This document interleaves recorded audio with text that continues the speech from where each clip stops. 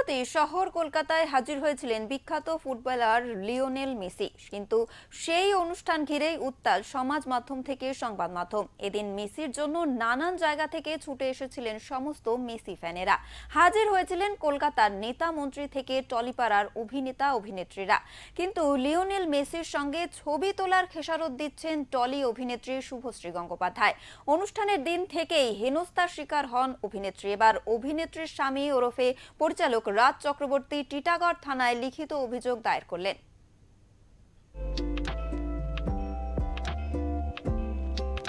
সম্প্রতি শহর কলকাতায় হাজির হয়েছিলেন বিখ্যাত ফুটবলার লিওনেল মেসি, কিন্তু সেই অনুষ্ঠান ঘিরেই উত্তাল সমাজ মাধ্যম থেকে সংবাদ মাধ্যম।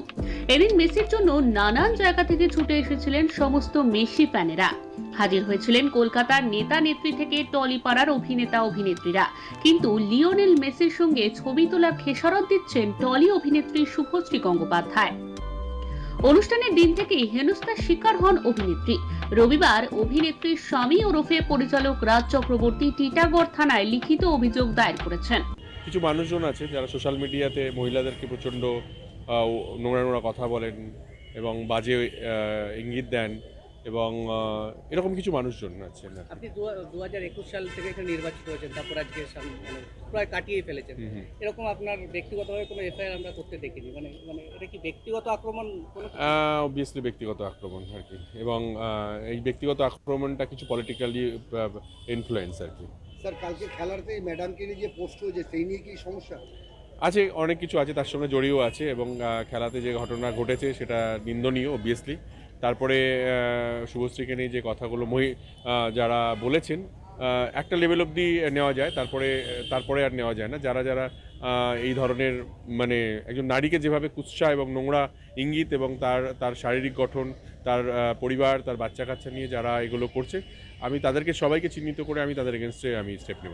নিজের সমাজ মাধ্যমে লিখেছেন, আজকে সমাজ মাধ্যমে লিখেছেন আপনি? হ্যাঁ, লিখেছি আর কি, এটা লিখতে বাধ্য হয়েছি তাই আর কি।